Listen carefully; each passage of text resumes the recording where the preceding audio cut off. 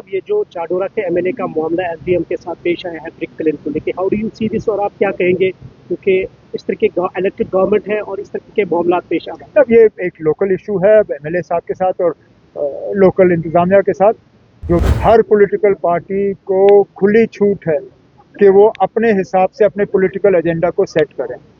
इंतजामिया को भी इस चीज़ का ख्याल रखना होगा कि इलेक्टेड रिप्रेजेंटेटिव आसमान से टपक के नहीं आता सर। लोग उसको जितवा के भेजते हैं। मैंने इसलिए कहा था कि ये इंस्टीट्यूशंस जो इलेक्टेड गवर्नमेंट के पास पहले थी हमें वापस दिए जाने चाहिए।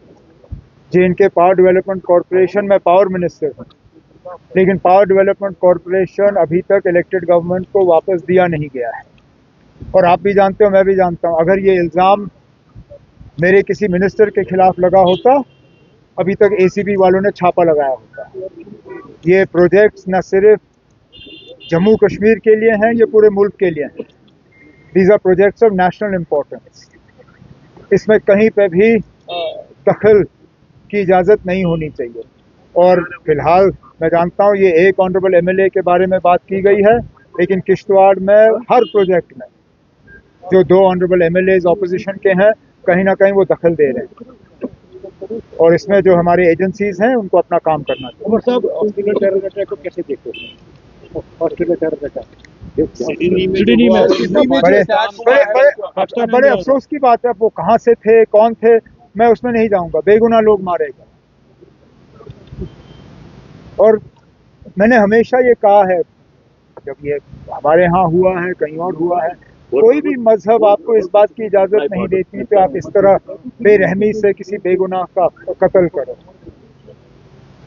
मैं तो उस बहादुर को भी सलाम करता हूँ जिसने अपनी जान की परवाह नहीं दी। मैं वो वीडियो देख रहा था, किस तरह वो उस पर झपट पड़ा और उसने बंदूक छीनने का काम किया। पता नहीं कितने लोगों की जान उसने बचाई।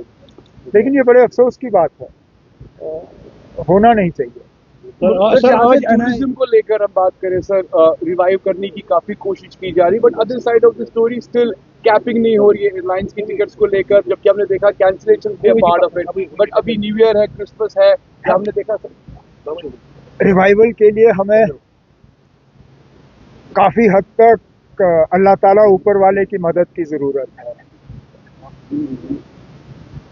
जब तक गुलमर्ग, पहलगाम, सोनमर्ग वगैरह में हमें ठीक ठाक बर्फ नहीं मिलती, एक अच्छा खासा तबका टूरिस्टों का जो है वो यहाँ नहीं आएंगे। बाकी हम अपने तरफ से तमाम कोशिशें कर रहे हैं, चाहे वो इंफ्रास्ट्रक्चर के हवाले से हो, चाहे वो प्रमोशन के हवाले से हो। अभी कुछ ही दिनों में adventure tour operators association of India के हवाले से उनका एनुअल कन्वेंशन जो है यहाँ श्रीनगर में होगा। इसी तरह टूरिज्म प्रमोशन के हवाले से कई सारे कदम जो है उठाए जा रहे हैं। कोशिश की जाएगी कि टूरिज्म जो है उसको दोबारा हम रिवाइव करें। जहाँ तक आपने टिकट के कैपिंग की बात की, वो तो पूरे मुल्क में फेल हुआ। इंडिगो के ग्राउंडिंग के बाद गवर्नमेंट ऑफ इंडिया ने वाज़ेह हिदायत दी थी कि टिकटों की कीमत जो है वो कंट्रोल की जानी चाहिए, नहीं हुआ। एयरलाइन ने माने नहीं।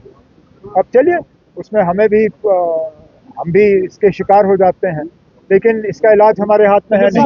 एनआईए चार्जशीट कर रहा है पेश, पहलगाम अटैक पे आज एनआईए चार्जशीट पेश कर रहा है सर। और इससे क्या कहना है?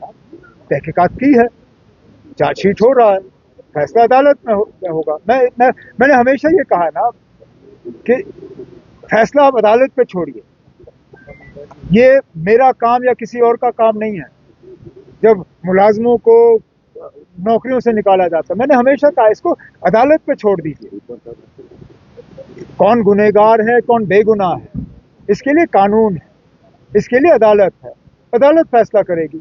एनआईए का काम था इन्वेस्टिगेट करना, इन्वेस्टिगेशन हो चुका, अब चार्जशीट पेश होगा, अब केस लड़ा जाएगा अदालत। अब ये एक लोकल इशू है एमएलए साहब के साथ और लोकल इंतजामिया के साथ।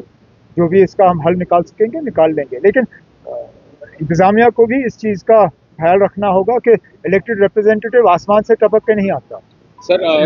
लोग उसको जितवा के भेजते हैं और उनके साथ तरीके से पेश आना ये कोई मजबूरी नहीं है। ये हर अफसर की, यहाँ तक मैं चीफ मिनिस्टर हूँ, लेकिन मेरी जिम्मेदारी है कि मैं इलेक्टेड रिप्रेजेंटेटिव्स के साथ जो है तमीज़ से पेश आऊँ। अब मेरी कोई मजबूरी नहीं थी कि मैं श्रीनगर डिस्ट्रिक्ट का रिव्यू कर दूँ, लेकिन इलेक्टेड रिप्रेजेंटेटिव्स हैं, लोगों ने इनको चुन के भेजा है।